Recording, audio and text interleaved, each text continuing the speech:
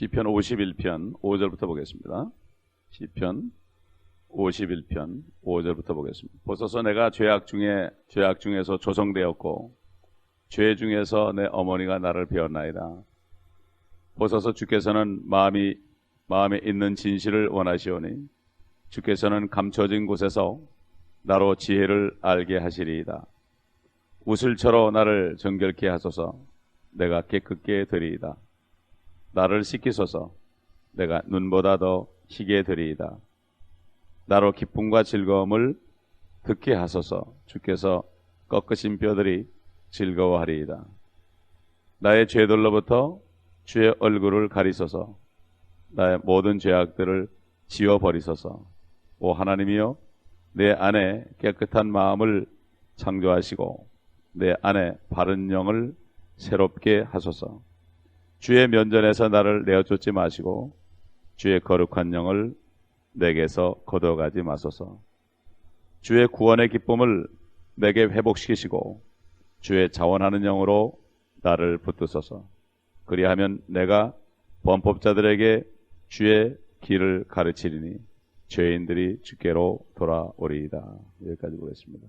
다윗은 자기가 의로운 것으로 알았을지도 모릅니다. 이 앞에 시편들을 보면은 자신의 의로움을 하나님 앞에 많이 고백하는 장면을 볼 수 있습니다. 내가 이렇게 의롭습니다. 나를 판단하시옵소서. 나의 의를 따라 판단하시옵소서. 이렇게 결국 하다가 결국은 엄청난 죄를 짓고 간음과 살인죄를 짓고 피 흘린 죄를 짓고 이렇게 주님 앞에 처절하게 외치는 것을 볼 수 있습니다. 오늘날도 대부분의 사람들이 다 내가 착한 줄 압니다. 그래서 참 사람들이 무슨 얘기를 하면은 죄인이냐고 그러면은 자기의 의를 얘기합니다. 나는 남에게 나쁜 짓 한 것도 없고 돈 떼먹은 적도 없고 자기 의를 가지고 자기 자신을 표현하기를 원합니다. 대부분의 많은 철학자들은 사람들은 선하게 태어나지만 환경이 그를 악하게 만든다. 이런 말 많이 듣습니다. 환경이 아이들을 악하게 만든다. 그리고 아이들도 환경 때문에 내가 이렇게 됐다. 근데 이게 다 속는 거죠. 야곱과 에서는 못해서 서로 싸웠습니다. 그리고 나올 때도 서로 싸우면서 나왔습니다. 네가 먼저 나가냐 내가 먼저 나가냐 싸우면서 나왔습니다. 결국은 인간이 죄인이라는 거, 환경이 죄인을 만드는 게 아니라 환경을 통해서 죄인이라는 것을 깨닫게 되는 거죠.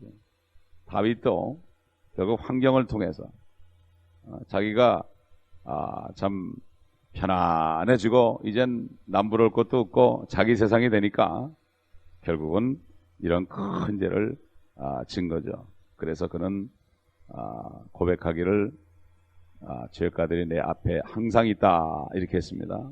이제 다윗은 결국 고백하기를 나는 날 때부터 죄인이었습니다. 이 고백하는 거죠. 요즘 대부분 많은 사람들이 그래요. 오래 믿은 사람들은 난 모태신앙이라 그러는데 그건 있을 수 없는 얘기죠. 모태에서 신앙이 있을 수 없죠. 아직 몰라서 그렇죠. 그러다 나중에 어려움을 겪으면서 고통을 겪으면서 그러면서 씨름하면서 자기의 악함이 나타나죠. 그렇기 때문에 어려움이 없이는 결국 자신의 죄인을 깨닫지 없죠. 흔들어 봐야 돼요. 가만히 있는 호수는 겉에 볼 때는 아주 맑고 푸른 물로 보입니다. 그러나 엄청난 광풍이 불게 되면은 물이 흔들리게 되면은 안에 있는 그런 것들이 다 밖으로 나옵니다. 그렇기 때문에 참 하나님께서는 미리 아신 자를 구원하기 위해서 환경을 통해서 죄인임을 깨닫게 하고 결국 주님 앞에 무릎을 꿇게 하는 것을 우리가 볼 수가 있습니다. 자, 여기 이 다윗의 처절한 기도, 그러나 오늘날 우리가 받은 은혜가 얼마나 큰지 알 수 있죠. 예수 그리스도가 하나님의 피를 흘렸기 때문에 참 우리가 양심이 깨끗해졌다. 그래서 진정으로 예수 그리스도를 영접한 사람은 마음이 깨끗해진 것을 알고 그때는 죄의식이 싹 없어집니다. 죄짐이 다 없어집니다. 이거를 경험하지 않은 사람은 아직까지도 진정으로 주님을 영접한 게 아니죠. 진정으로 주님을 영접하면 속의 양심까지 그 피가 스며들어간다고 그러는데, 그러니까 새 사람이 됩니다. 어제까지 엄청난 죄인이었는데 새 사람이 됩니다. 사울이 그리스도인들을 죽이는 엄청난 악한 포악한 무리 중에 하나였는데, 주님을 만나고 주님을 믿고 침례받고 주님을 부름으로 그 죄가 씻어졌을 때 그는 그 순간부터 전도하기 시작했습니다. 오늘날은 그래요. 전도는 특별한 사람이 한다고 그래요. 그러나 심령이 씻어지고 내가 새 사람이 되면은 안 할 수가 없죠. 안 할 수가 없죠. 요즘에는 구원받은 사람들이 이상한 사람들이 돼버렸어요. 광신자가 돼버렸어요. 예? 그렇기 때문에 참 우리가 받은 은혜가 얼마나 큰지 알아야 됩니다. 이 구약 시대는 막 죄를 짓고 노력을 해가지고 막 주님 앞에 와가지고 다시 구원을 받았지만, 우리는 너무나도 쉽게 구원받았기 때문에 이것을 알지 못하고, 그러다 보니까 내가 적당히 믿어도 내 마음을 들이지 않고 그냥 입으로만 나불거려도 구원받았다고 착각하게 만들어서 구원을 받지 못하게 합니다. 어제도 목사님들하고 같이 대화하는 가운데 모슬렘들과 힌두교도들이 크리스찬들하고 뭐라는가 하면, 너희들이 도대체 믿는 거냐 안 믿는 거냐, 그게 무슨 신앙이냐, 이렇게 얘기한다는 거예요. 그래서 우리가 그런 얘기를 했어요. 정말 전심으로 예수 그리스도를 영접하고 거듭난 사람이 많지 않다. 안타까운 얘기다 말이죠. 그러니까 참 사도행전인 것처럼 하나님의 이름이 이방인들 가운데 모독을 받는다. 모독을 받는다. 이게 참 보통 얘기가 아니죠. 주님께서 내가 세상에 올 때 믿음을 보겠냐 그랬거든요. 진짜 믿음을 보겠느냐. 종교인은 많이 볼 수 있지만 믿음을 보겠느냐.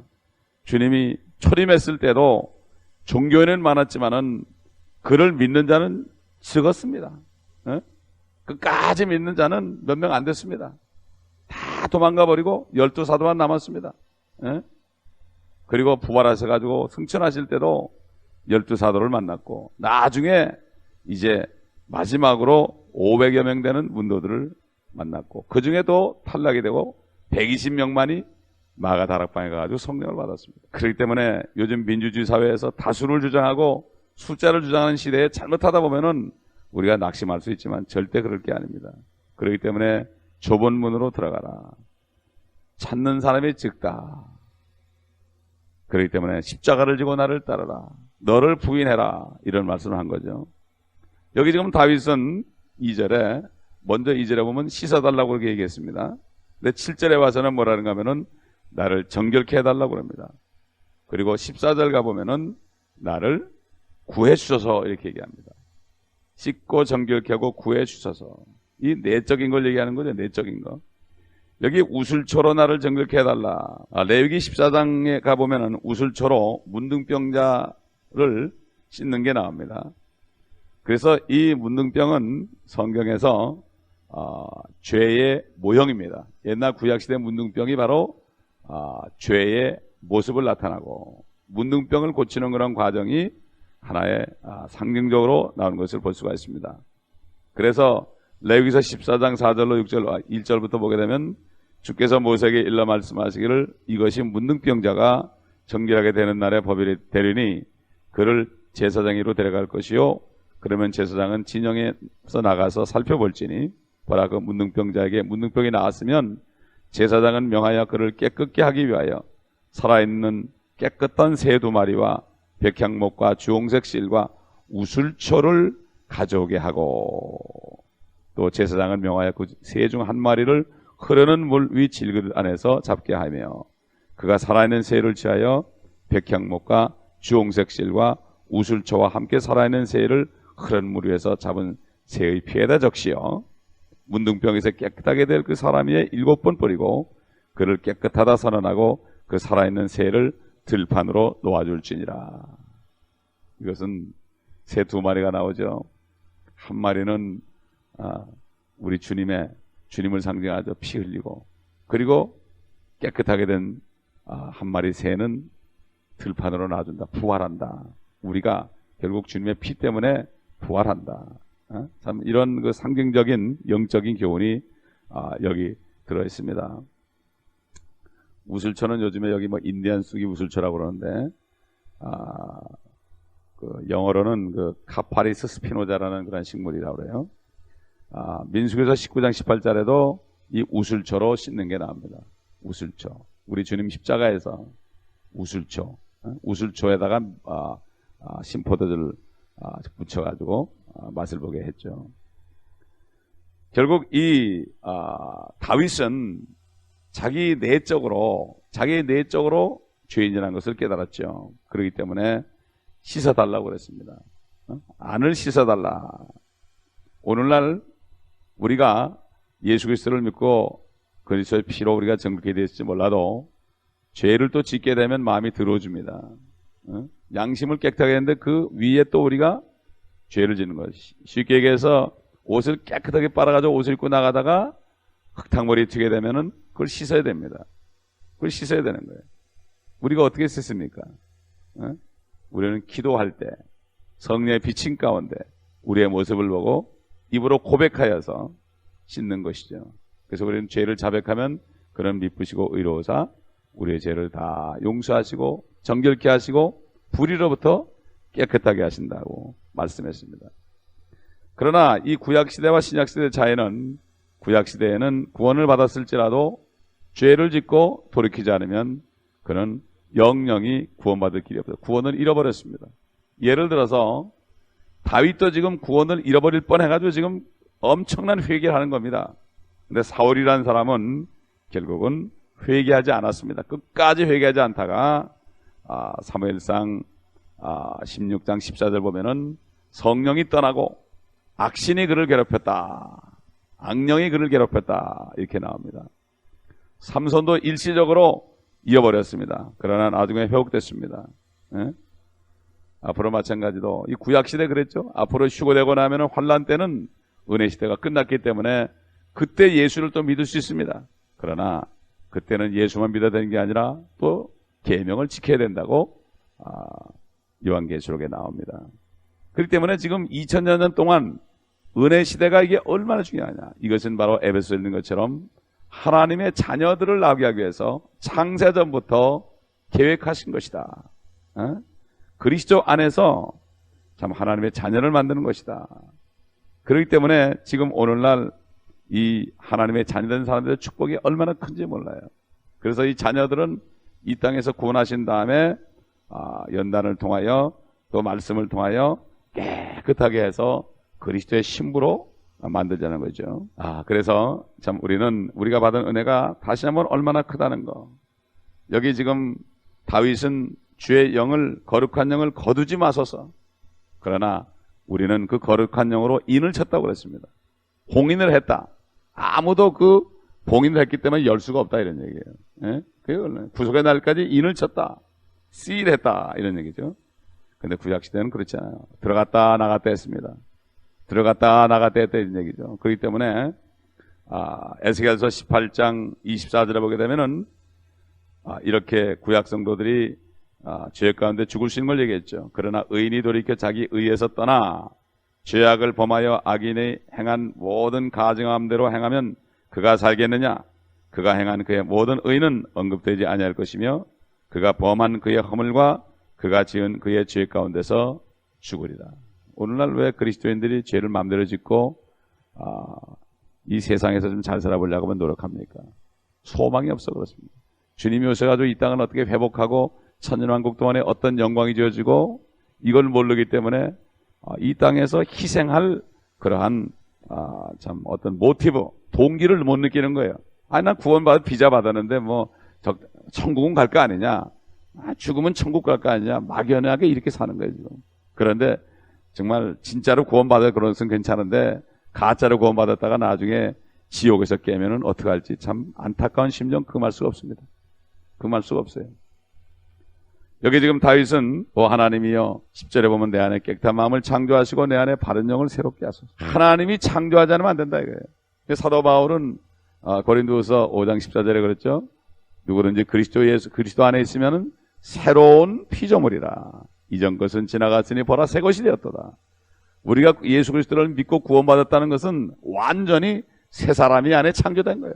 바른 영이 창조된 거예요. 죽은 영이 완전히 산 영으로, 의의 영으로 창조된. 그러니 죽었던 사람이 다시 살아나가지고 새로 창조됐으니 껍데기는 똑같은 사람인데 보라 새 것이 되었더라. 보라 새 것이 되었더라. 살인범들이 새 것이 돼가지고 증거하는 걸 보세요. 예? 장녀들이 새 것이 돼가지고 증거하는 걸 보세요. 예? 이게 새 사람이에요. 조금 변하는 게 아니에요. 완전히 새 창조입니다. 새 창조, 그러니 천재개벽할 일이죠. 5장 6부가 들어있는 이 사람 몸 안에 하나님의 영이 들어와가지고 새로 창조를 했으니 이거 천재개벽할 일이죠. 그러니 가만히 있다는 게 문제죠. 응? 구원받았는데 가만히 있다는 건 이건 something wrong. 예? 그러나 이렇게 얘기하면 광신자라고 그럽니다. 요즘에도 뭔가 좀 가만히 있고 좀 점잖아야 됩니다. 그러나 자고로 예수 그리스도를 영접하고 건넌 사람들은 가만히 있을 수 없었습니다. 있을 수가 없었습니다. 어떻게 가만히 있습니까? 예? 차라리 죽는 게 낫죠. 가만히 있을 수 없습니다. 그래서 여기 지금 12절 보게 되면은 주의 구원의 기쁨을 내게 회복시키시고 주의 자원하는 영으로 나를 붙드소서. 기쁨이 없어졌다 이거예요. 죄를 지니까. 마찬가지죠. 오늘날 구원받은 성도에도 죄를 지는 순간 기쁨이 없어지죠. 가장 큰 죄가 뭡니까? 가장 큰 죄가 믿지 않는 죄예요. 주님을 신뢰하지 않는 거예요. 걱정 근심하는 거예요. 야, 이러다 굶어 죽으면 어떡할까? 이러다가 이러다가 페이먼트 못하면 어떡할까? 이게 가장 큰 죄인데 이걸 몰라요. 이거를 회개해야 됩니다. 이거를 하기 때문에 마음이 불안해져서 기쁨이 없어지는 거예요. 기쁨이 없어지게 되면 다른 사람을 전도할 수 없는 거예요. 내가 기쁨이 없어지면 다른 사람이 지옥 가를 그냥 방치하는 거예요. 여기 다윗은 기쁨을 회복시키시고 주의 자원의 영으로 나를 붙드소서. 그리하면 13절에 내가 범법자들에게 주의 길을 가르치리니 죄인들이 주께로 돌아가리라. 그리스도인들이 걱정이 머리까지 찼어요. 어떻게 전도를 하겠습니까? 에? 구원의 기쁨이 없으면 전도할 수 없습니다. 나는 그 윤 목사님 볼 때마다 항상 깨닫는 게 그분은 70이 되도록 그 구원의 기쁨이 넘쳐. 구원의 기쁨이 항상 넘쳐 그냥. 그 70 노인이 그냥 운전하면서 캐나다까지 왔다 갔다 하는 거 보면은 이 구원의 기쁨이 넘치는 거예요. 예? 그건 못 말리는 겁니다. 느헤미야가 그랬죠. 사람들이 예루살렘에 들어왔을 때 그랬죠. 주를 기뻐함이 너희의 힘이다. 너희의 힘이다. 느헤미야 8장 10절이죠. 주님을 기뻐할 때 우리가 힘이 난다 이거죠. 그러나 돈을 기뻐할 때는 근심 걱정해서 힘이 쭉 빠지고 우울해지고 왜 지금 우울병 환자가 많습니까? 구원의 기쁨을 잊어버려서 그 하나님이 사람 돼가지고 피 흘려서 나 살려줬는데 그거 잃어버리고 돈 그런단 말이죠. 요즘 사람들이. 그러기 때문에 그러다 고난 받다가 결국은 깨닫는 거죠. 자원하는 영, 이것은 바로 오늘날 우리 양자의 영이죠. 우리는 종의 영이 아니죠. 종은 억지로 하는 거죠. 그러나 우리는 자원하는 거다. 아들로서, 아들은 아버지를 위해서 자원하죠. 그러나 종들은 주인의 눈치만 보고 억지로 합니다. 우리는 아들의 영, 시키지 않아도 하는 거. 이게 바로 자원하는 영이죠. 그래서 다윗은 죄를 짓고서 결국은 범법자로서 그가 깨닫게 됐죠. 그러니까 다른 사람들에게, 죄 짓는 사람들에게 내가 가르칠 수 있습니다. 기쁨을 회복해 줘, 나를 용서해 주셔야 됩니다. 그러면 내가 증거하겠습니다. 다른 사람들에게 죄 짓지 말라고 내가 강구하겠습니다. 그래서 시편 119편 67절과 72절을 보면 우리가 잘 아는 말씀이죠. 내가 고난당하기 전에는 헤맸으나 이제는 주의 말씀을 지키나이다. 내가 고난을 당한 것이 내게 좋사오니 이는 내가 주의 규례들을 알게 되기 때문이니다. 이렇게 얘기했죠. 그래서 고난 받는 것이 우리에게 유익입니다. 우리는 어차피 겉사람이 죄의 몸이기 때문에 구원받아도 자꾸만 육신을 따라가다가 결국은 고통을 받죠. 그러다 회개하고 다시 고난이 없었으면 내가 정말 부족한 죄인인 걸 깨닫지 못했을 텐데 감사합니다. 그래서 범사에 감사하게 되는 거죠. 우리가 만약에 다윗 시대에 살았다면 우리가 다윗처럼 이렇게 할 수 있었을까? 다윗이 우리 시대에 살았다면 그는 얼마나 행복했을까? 우리가 받은 구원의 기쁨, 은혜를 우리가 깨닫고 주님을 슬프게 해서는 안 됩니다. 기껏 죽어놨더니 그건 생각 안 하고 이 세상에 조그만 것 때문에 염려 걱정한다면 주님이 얼마나 슬퍼하겠습니까? 너희 안에는 성령을 슬프게 하지 말아라. 근심하게 하지 말아라. 이렇게 말씀하시기 바랄 것입니다. 얼마나 그래요. 우리 안에 계시면서 모든 것을 다 맡기라고 그러는데 내가 염려 걱정하면 얼마나 슬퍼하겠느냐. 우리는 이런 죄들을 또 고백하고 다시 한번 오늘 아침에 구원의 즐거움, 처음에 구원받았을 때 그 기쁨을 회복해야 될 때 오늘 하루도 그리스도를 증거하는 하루가 될 것입니다. 기도하겠습니다. 아버지 하나님, 참 우리가 받은 은혜, 구약시대 그 성도들의 부르짖음을 우리가 보지 않는다면 참 구원을 잃어버릴까봐 애타게 하나님께 침상을 눈물로 적시며 그 한 번 지은 죄 때문에 평생을 그가 고통을 받고 아버지 하나님이여 고통받으며 살았던 다윗, 지금 이 시대가 바로 율법 시대라면 누가 구원을 받을 수 있겠습니까? 아버지 하나님, 저희 같은 죄인들, 이방인들을 구원하신 주님, 오늘 이 아침에도 저희가 깨닫고 주님 앞에 감사드리는 시간 되기를 원하며 우리 성도들도 이것을 깨닫고 이 미국 땅에 편히 살면서 좀 더 거머리처럼 다고다고 하는 사람 없도록 있는 것으로 만족하고 그저 죽을 죄인이 구원받은 거 하나 가지고 감사하고 이러나 저러나 범사에 감사하는 하나님의 귀한 자원하는 귀한 영을 가진 양자의 영을 가진 자들로 아버지를 부르며 항상 감사하는 자들 되게 하여 주옵시고 교회에 모이면 기쁨이 넘쳐서 서로 껴안고 사랑하는 자들 되게 하옵소서. 일주일 내내 걱정 근심하며 시달리다가 와서 아버지 하나님 서로 사랑하지도 못하고 억지로 예배드리고 하는 것이 아니라 정말로 저들이 기쁨으로 주님 앞에 감사드리는 예배가 되게 하여 주시옵소서. 예수 그리스도